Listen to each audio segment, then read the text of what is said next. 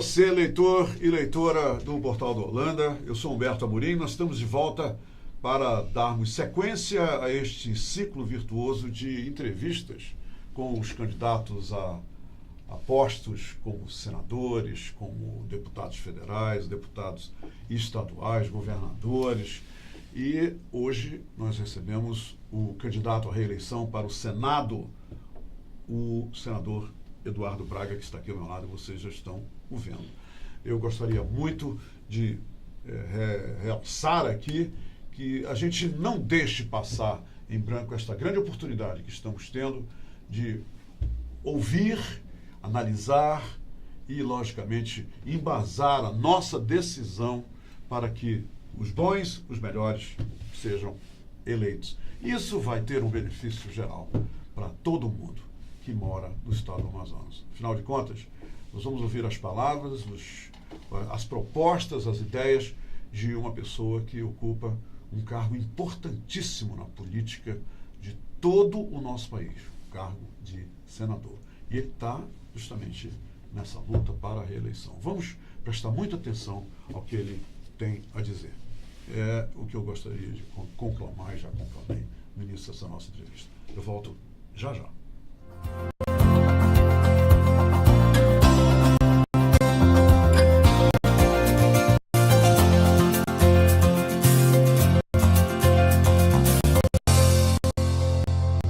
Muito bem, eu estou de volta e agora é para valer. Vocês estão vendo aqui o senador Eduardo Braga ao meu lado. Ele está aqui ao meu lado, é uma satisfação recebê-lo. Faz tempo que eu não o entrevisto. Que bom, em nome de todos nós aqui do Portal do Holanda. Seja bem-vindo, senador. Muito obrigado. Obrigado a você, Humberto. Você é um dos belos amigos e belo profissional da área de comunicação. Eu quero também parabenizar o Holanda pelo belo trabalho do Portal da Holanda, um dos maiores portais do Brasil, com DNA amazonense, com jeito amazonense de ser, e, portanto, é uma alegria estar aqui. Senador, nós não poderíamos, essa é a minha opinião, iniciar essa entrevista sem tratarmos logo desse assunto que está tomando conta, inclusive, das muitas agendas desse período de eleição, que tem a ver com a BR-319. Uma BR com 885 quilômetros, liga Manaus a Porto Velho, toda asfaltada durante a década de 70, importantíssima para o desenvolvimento econômico da nossa região, inclusive nos tirando de um isolamento histórico. Hoje, e tem muita gente que nem sabe disso no Brasil, que a gente só sai daqui de avião ou de barco, e de repente a gente ouve um monte de histórias, todo mundo contando uma história, é gente do governo, é candidato, é tudo, e o povo no meio disso, sem entender realmente o que está acontecendo. Será que o senhor poderia, nesse início de entrevista, esclarecer, tintim por tintim, senador, qual é a história real envolvendo essa BR-319? Bem, eu queria dizer aos companheiros que nos assistem, primeiro que eu ajudei a construir o gasoduto Urucu-Quari-Manaus. Em 800 quilômetros, em plena floresta, nós conseguimos fazer o licenciamento ambiental, a obra está pronta e o gás está aqui. Passamos 20 anos ouvindo histórias sobre o gás de Urucu. Segundo, o Leão-Tucuruí-Manaus, que são 3.000 quilômetros, floresta dentro, torres de 330 metros de altura, equivalente a uma torre Eiffel. O Leão está pronto, a energia está chegando em Manaus. E por que a BR-319 não sai? É porque nós fizemos alguns equívocos e alguns erros. E quando eu digo nós, é o governo federal. Veja, o estudo de impacto ambiental que foi apresentado ao IBAMA lá atrás, em 2005, ele em 2008 foi recusado pelo IBAMA porque ele estava incompleto, ele era inconcluso com relação à questão da fauna e da flora. Em 2009, o IBAMA estabeleceu um termo de referência e apenas em 2013 o Ministério do Transporte contratou um novo estudo de impacto ambiental. No entanto, de 2013 até os dias de hoje, esse estudo de impacto ambiental jamais foi concluído e não foi entregue ao IBAMA para que o IBAMA possa licenciar. No meio desse caminho, o Tribunal de Contas da União suspendeu esse contrato do estudo de impacto ambiental, porque o Ministério do Transporte não tinha sequer licitado o estudo de impacto às populações indígenas, o que só veio acontecer em 2017, no ano passado. Esses dois estudos, acabo de saber pela Comissão de Infraestrutura do Senado, que está há 1 ano e meio investigando isso, e que agora acabou de convocar o ministro da Justiça. A comissão não era informada. Ela era mal informada, ela era enganada, como todo o povo do Amazonas foi. Porque durante todo esse período, o que nos diziam? Não, a licença ambiental está saindo. Não, está sendo colocada exigências sobre a licença ambiental. Não, não tem nada disso. O estudo de impacto ambiental foi rejeitado e foi estabelecido um novo termo de referência e um novo estudo precisa ser apresentado. E esse novo estudo não foi apresentado. Então não tem como ser licenciado até que esse novo estudo seja apresentado. E agora nós temos a informação e temos um cronograma que foi entregue pelo Ministério do Transporte, pelo Ministério da Justiça e pelo Ministério de Meio Ambiente, para que tenhamos o licenciamento ambiental no primeiro semestre do ano que vem. No entanto, existem algumas questões que podem ser resolvidas agora. Entre o Maitá e uma comunidade chamada Democracia, são 77 quilômetros de estrada que ainda tem um restinho de asfalto, mas que tem muito buraco e que precisa ser recuperado e pavimentado. O IBAMA, que é presidido por uma senhora que tem inclusive família em Manaus, ficou de agora, na próxima semana, dar uma resposta sobre a liberação desse trecho. Ou seja, nós teríamos condições de mobilizar os equipamentos e asfaltar esse trecho ainda nesse verão. Há uma ponte sobre o Igapoaçu. O Igapoaçu é um rio logo após o município do Castanho. E há um encabeçamento dessa ponte que precisa ser feito. São 10 quilômetros mais a ponte. O IBAMA ficou também de analisar uma licença para que nós possamos construir... Isso tudo com prazo. Tudo com prazo. Tudo com Muito prazo. bem. Se isso for cumprido, e isso nós teremos como mostrar no site do Senado, porque tudo que eu estou falando está comprovado no site do Senado da República, na Comissão de Infraestrutura. Essa documentação está toda publicada para quem quiser consultar. Porque, veja, o Ministério do Transporte, ele tem competência para fazer esses estudos. E nós, no Amazonas, tivemos aí no governo Melo, por exemplo, uma licença que foi dada para a recuperação da estrada, que foi questionada pelo Ministério Público. Teve uma liminar em primeira instância na Justiça Federal que suspendeu a concessão, mas depois conseguimos no TRF cancelar aquela liminar e é exatamente com esse estudo que nós estamos conseguindo fazer a reforma. Ou seja, se houver vontade política, se houver dedicação... Que não houve até agora. Que até agora, lamentavelmente, não aconteceu como deveria acontecer. Eu não estou aqui politizando esse tema. O que eu quero é poder fazer como eu fiz com o gasoduto, entregar o gasoduto para o estado do Amazonas poder se beneficiar. O que eu quero é fazer o que fiz com o Leão, o que fiz com a ponte sobre o Rio Negro. Ninguém acreditava que nós poderíamos construir uma ponte sobre o Rio Negro. Está aí. O que fiz com o Prosamin. Ninguém acreditava que era possível fazer saneamento dos igarapés. Nós tiramos 30 mil famílias de dentro dos igarapés.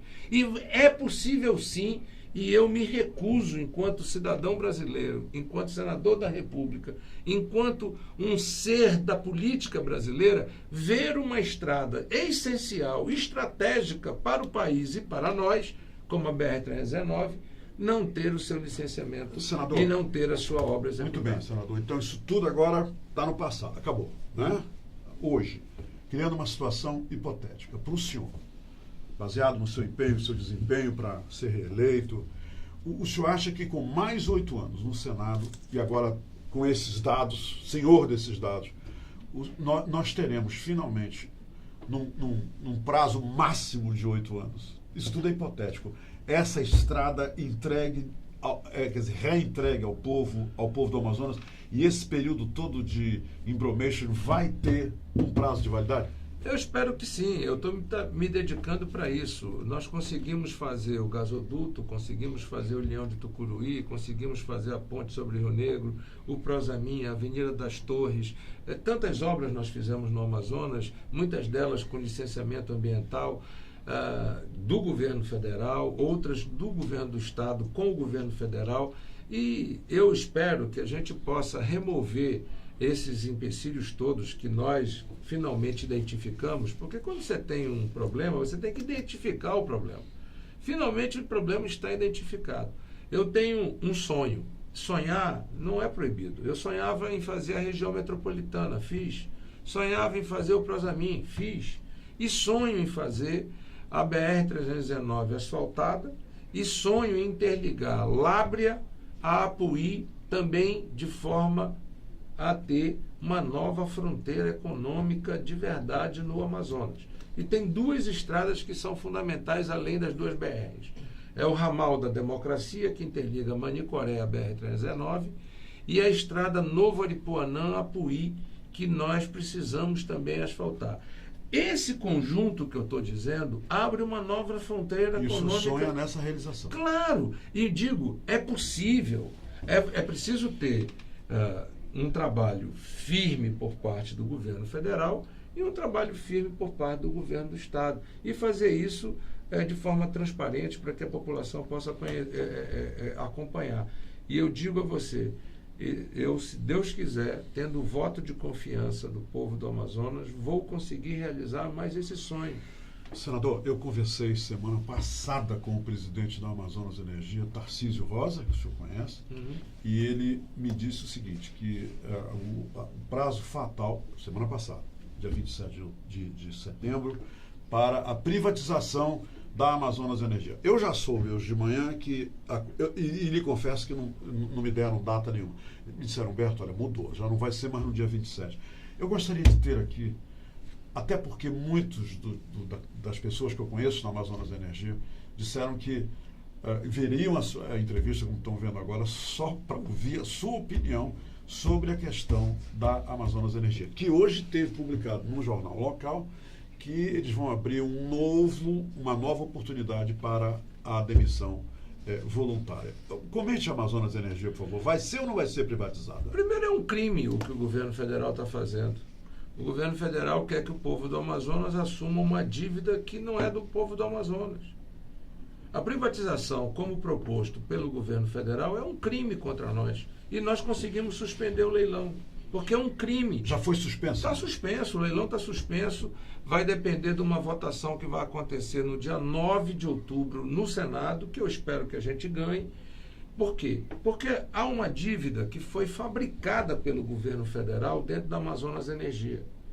Essa dívida hoje monta 20 bilhões de reais. Se a Amazonas Energia for privatizada, como está proposto pelo governo federal, 10 bilhões de reais vai ter que ser pago pelos amazonenses. Isso não é justo. Não fomos nós que fizemos essa dívida.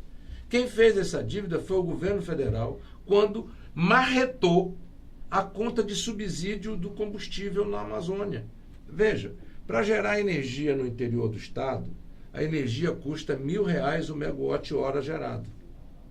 E para vender de forma subsidiada, nós recebemos um subsídio de R$718 por megawatt, dado pelo governo federal pela CCC.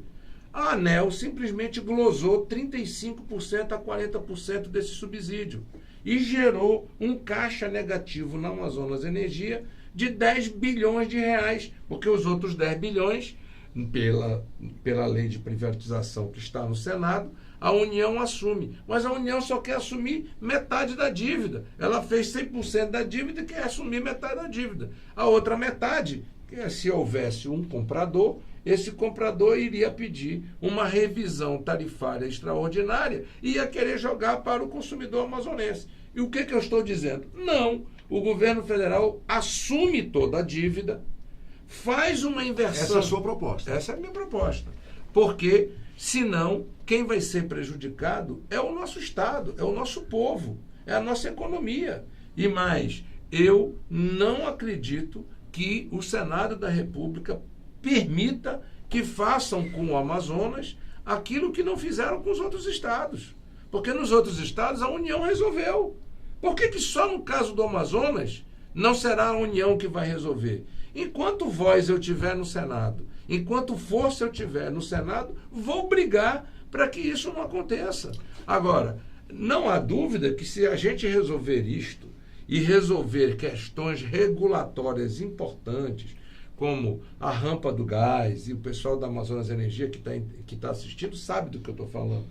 Porque a ANEEL, mais uma vez, glosou o contrato Take or Pay que a Amazonas Energia e a Eletrobras assinaram com a Petrobras e tiraram esse dinheiro da CCC. Isso gerou um passivo de 5 bi. Então, 15 bi é de óleo diesel, 5 bi é do gás. Se nós resolvermos todos esses imbróglios, garantirmos os investimentos para levar energia nas regiões isoladas, com a manutenção de programas como Luz para Todos, manutenção de programas como a tarifa social, etc., e fizermos a modelagem correta para a privatização, aí tudo bem. Caso contrário, eu estarei defendendo, como sempre fiz, de forma independente, corajosa, seja governo do MDB, seja governo do PT, seja governo do PSL, seja que governo for. Quando for errado contra o Amazonas, como foi esta providência com relação ao Amazonas Energia, eu vou me posicionar a favor do povo do Amazonas e contra o governo. Senador, nós vamos fazer um rápido intervalo e voltamos já já.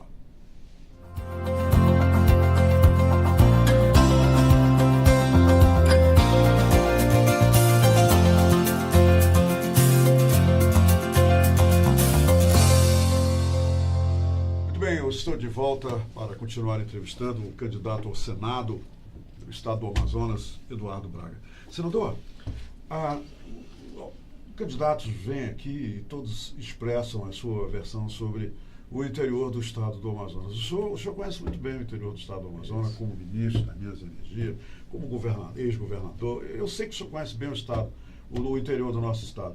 Agora, tem e eu digo isso sempre, uma palavra que define muito o interior. Nesses anos todos que eu estou aqui entrevistando pessoas, é abandono. Todo mundo, em época de eleição, diz que o interior está abandonado. Um candidato veio aqui e disse que não é nada disso. Que o interior recebe uma grana, os prefeitos nem precisam se mexer, já milhões de reais chegam para cada um dos municípios. Você citou números, são milhões, mas eu não vou citar os milhões. O que eu quero saber do senhor é o seguinte: o interior do Amazonas, o senhor considera um sítio, um local abandonado, como todo mundo fala? Quer dizer, que o progresso não chega, o interior não desenvolve, que está enterrado. Teve um candidato até disse, parece que enterraram uma caveira no interior do estado. Qual é a sua opinião sobre o interior e a evolução e o desenvolvimento do interior? Não, o interior já teve momentos de prosperidade e momentos de abandono.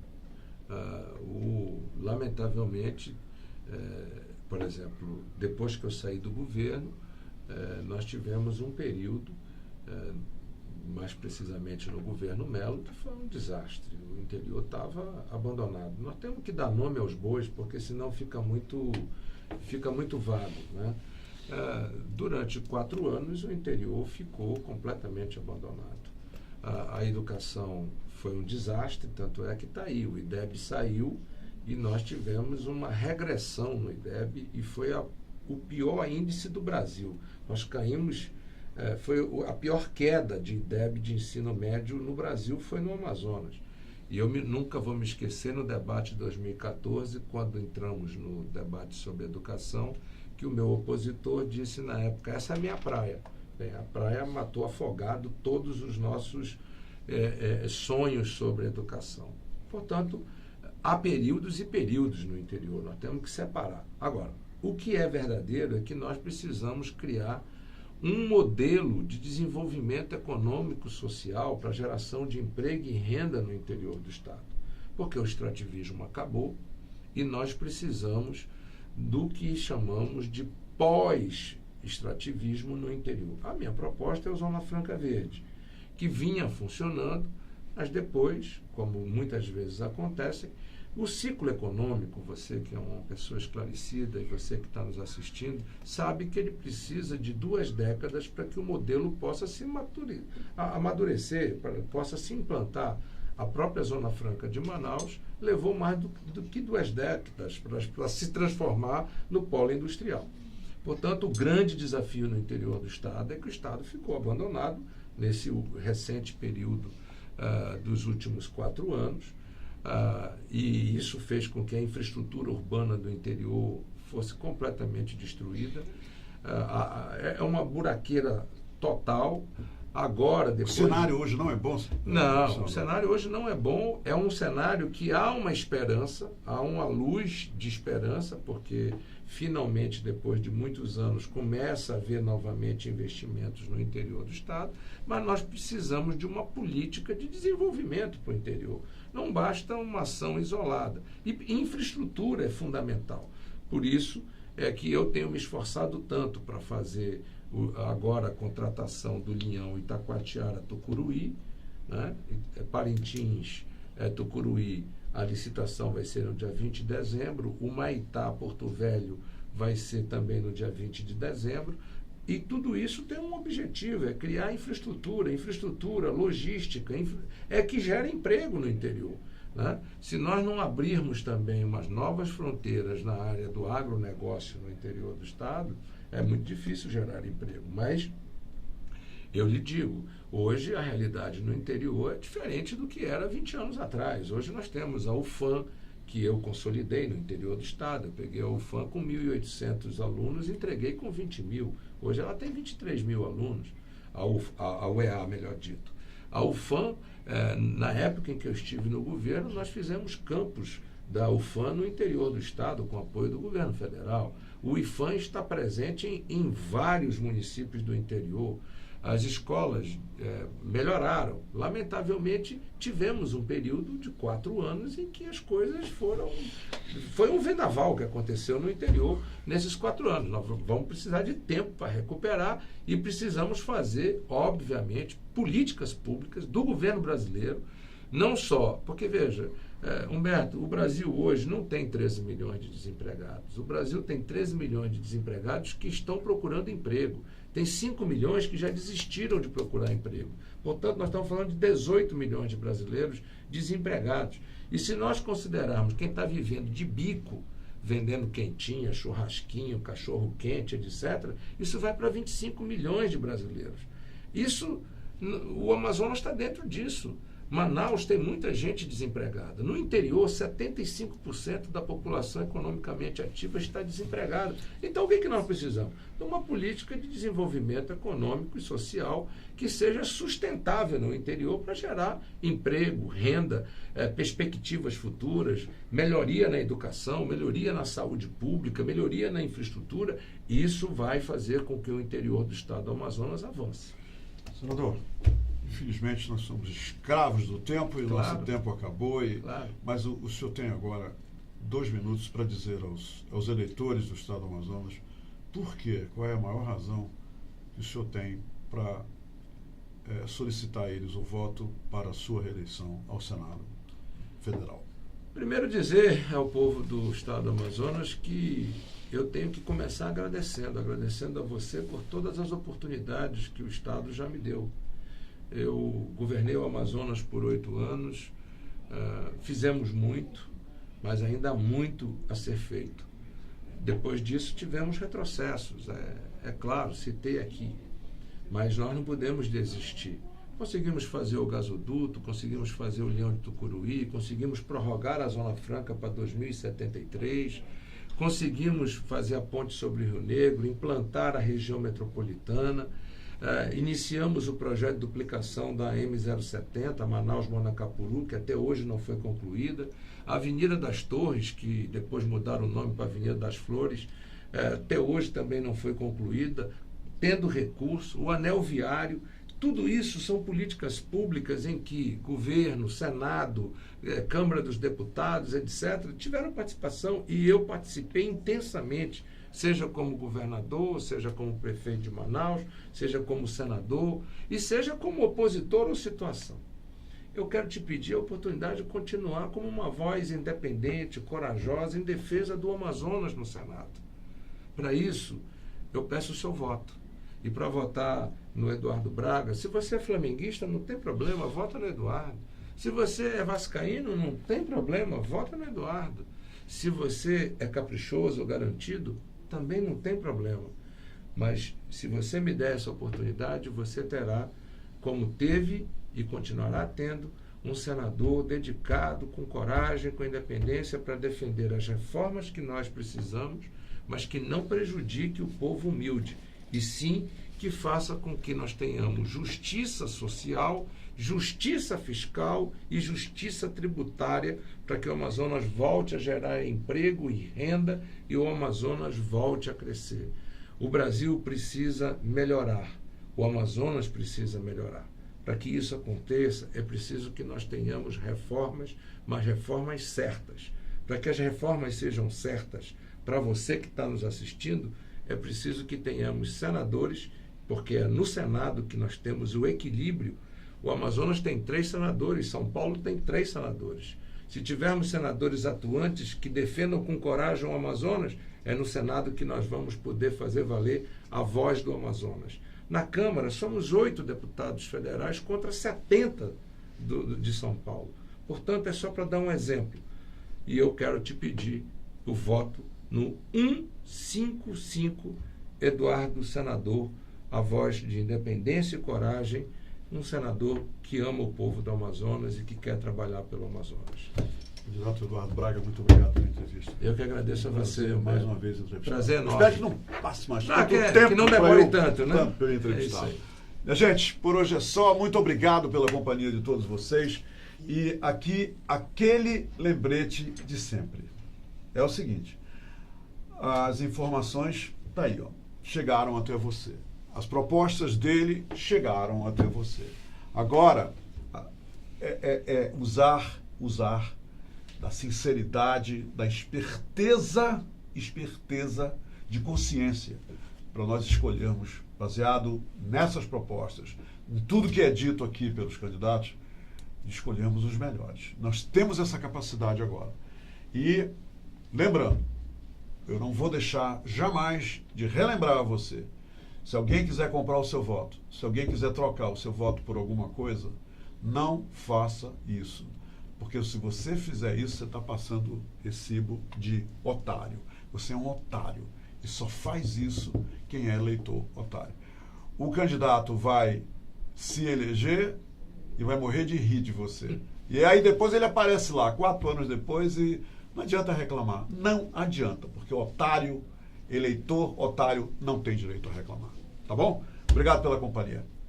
A gente volta.